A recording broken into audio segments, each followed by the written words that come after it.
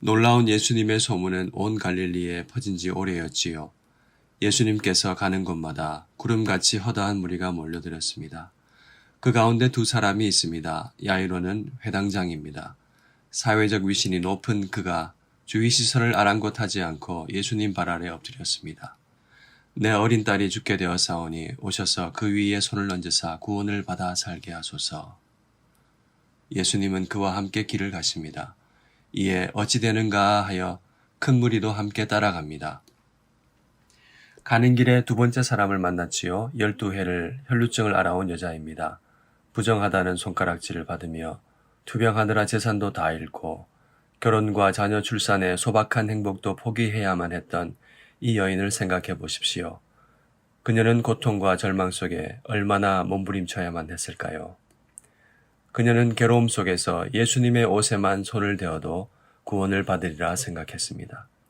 그녀는 나으리라는 일념으로 무리 가운데 끼어 예수님 뒤로 와서 그분의 옷에 손을 대었습니다. 그러자 혈류 근원이 곧 말랐습니다. 병이 나았습니다. 이때 예수님은 치유의 능력이 나간 줄을 아셨습니다.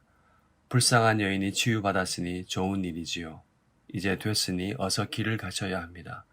그런데 예수님은 길을 재촉하시지 않고 말씀하십니다. 누가 내 옷에 손을 대었느냐? 제자들은 누가 옷자락을 만졌는지 도저히 알 수 없었습니다. 그러나 예수님은 아셨습니다. 아실 뿐만 아니라 이 여인을 위하여 행동하십니다. 예수님께서 이 일 행한 여자를 보시려고 둘러보셨습니다. 본문은 예수님의 능력이 이 여인을 어떻게 치료했는지 상세히 말하지 않습니다. 혈류 근원이 어떻게 마르게 되었는지 전혀 이야기하지 않습니다. 성경은 예수님에게서 당연히 치유의 능력이 나타날 것으로 간단하게 단 한 절로 이야기합니다. 온통 관심은 치유받은 이 여인에게 그녀의 이후의 삶을 향하여 있습니다. 여인은 자기에게 이루어진 일을 알고 두려워하여 떨며 나아왔습니다. 둘러싸 많은 사람들이 이 장면을 보았겠지요. 여인은 예수님 앞에 엎드려 모든 사실을 이야기했습니다. 사람들이 다 들었겠지요. 예수님께서 다 들으시고 여인에게 말씀하십니다. 딸아, 내 믿음이 너를 구원하였으니 평안히 가라. 네 병에서 놓여 건강할지어다. 예수님의 이 말씀도 사람들이 다 들었을 것입니다. 바쁘니까 여인을 돌이켜보시지 않아도 되지요. 나았으니까 그냥 가셔도 괜찮지요. 바쁜데 이야기를 소상히 들을 것까지는 없지요. 그러나 예수님은 여인을 긍휼히 여기시고 이 일 행한 여인을 주목하시고 사람들이 에워싸미는 한가운데서 공개적으로 여인의 이야기를 들으셨습니다. 또 무리에게 이야기를 듣도록 만드셨습니다. 그리고 공개적으로 선언하십니다. 딸아, 내 믿음이 너를 구원하였으니 평안히 가라. 예수님은 부정한 여인이라 손가락질 받던 그녀의 속박을 끊어주셨습니다. 이제는 마음껏 손을 얹어도 사람들이 옷을 빨거나 몸을 씻을 필요가 없습니다. 그녀는 깨끗하게 되었습니다. 사람들이 다 지켜보았습니다. 이제 그녀는 평안히 갈 수 있습니다. 평안히 지낼 수 있습니다. 샬롬을 얻었습니다. 병에서 놓여 건강할 것입니다. 그녀는 주도 면밀하게 결사적으로 예수님의 옷자락을 만졌습니다. 이 여인의 믿음입니다. 그녀가 옷자락을 만졌지만 예수님은 부정해지지 않았습니다. 예수님은 몸을 씻고 옷을 빨 필요가 없습니다. 예수님은 모든 부정한 것을 깨끗하게 하시고 치유하시는 분이시기 때문입니다. 그녀는 간절함 속에서 생명의 주님을 제대로 만났습니다. 예수님은 이 믿음을 칭찬하셨습니다. 딸아, 내 믿음이 너를 구원하였으니 평안히 가라 하셨습니다. 어떻게 우리 믿음이 우리 자신을 구원합니까? 아니지요. 하나님께서 구원을 베풀어 주셔야만 구원받지요. 그러면 그 말씀은 무슨 뜻입니까? 믿음의 적극성입니다. 믿음은 침노합니다. 성경은 천국은 침노를 당하나니 침노하는 자는 빼앗느니라 라고 증언합니다. 오직 한 분 예수님께로 적극적으로 나아오는 자를 말합니다. 구하고 찾고 두드리는 사람입니다. 하나님은 우리의 중심을 아십니다.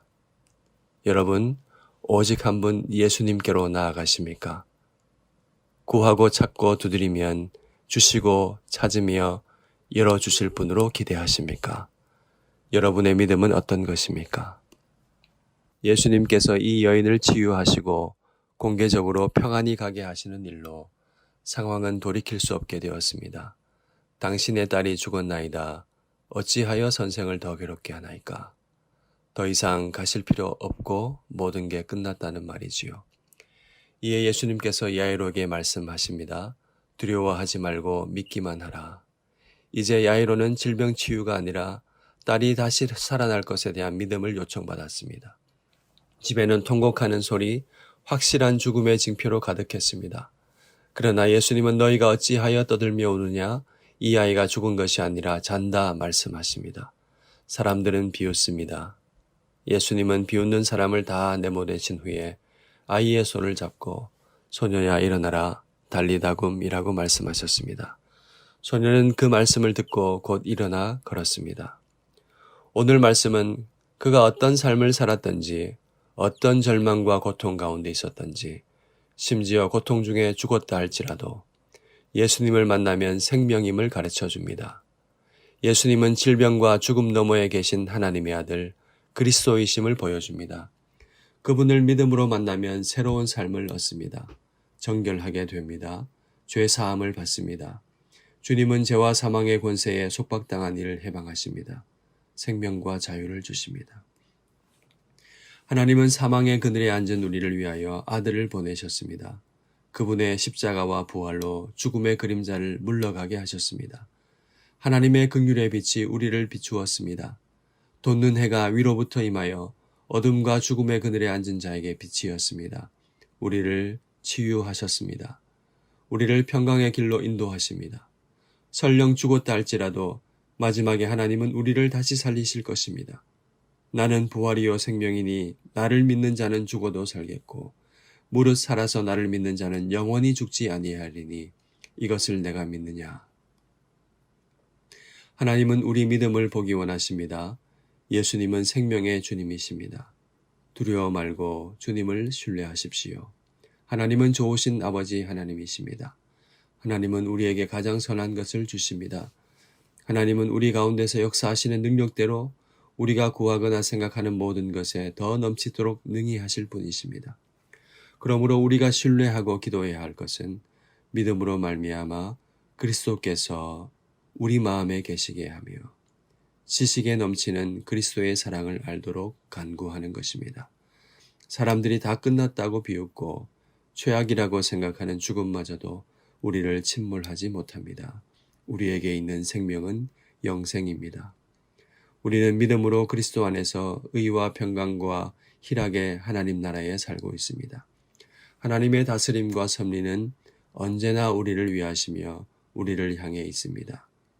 우리의 온 시선을 잡아끄는 기적은 우리가 이미 옮겨진 하나님 나라에 비하면 한 움큼 영광의 부스러기에 불과합니다. 믿음으로 말미암아 그리스도께서 우리 마음에 계시도록 우리의 생각을 초월하시는 그리스도의 사랑을 알도록 그리하여 두려움 없이 하나님 나라를 살도록 함께 기도합시다.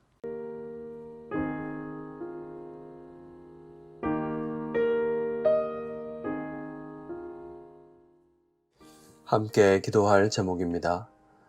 하나님께서는 우리의 믿음을 보기 원하십니다. 하나님은 영원한 생명을 주시는 우리의 아버지 하나님이십니다. 믿음으로 아버지 하나님께 끊임없이 나아가게 하시며 고난 속에서도 두려움 없는 믿음으로 의와 평강과 희락의 하나님 나라를 살아가게 하소서. 마음을 합하여 함께 기도합시다.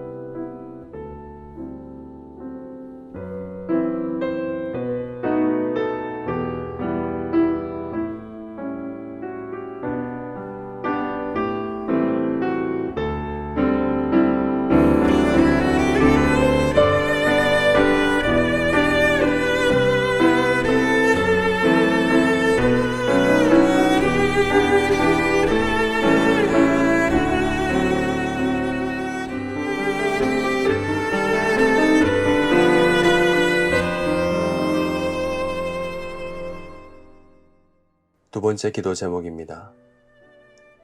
두려움 없이 하나님 나라를 살아가는 능력은 믿음으로 말미암아 그리스도께서 우리 마음에 계셔서 우리의 이해를 초월하는 그리스도의 사랑을 아는 것입니다. 함께 기도합시다. 우리 교회가 그리스도께서 충만히 거하심으로 인하여 사랑 가운데서 뿌리가 박히고 터가 굳어지게 하소서. 그리하여 모든 성도와 함께 지식에 넘치는 그리스도의 사랑을 알게 하여 주시옵소서. 함께 기도하시겠습니다.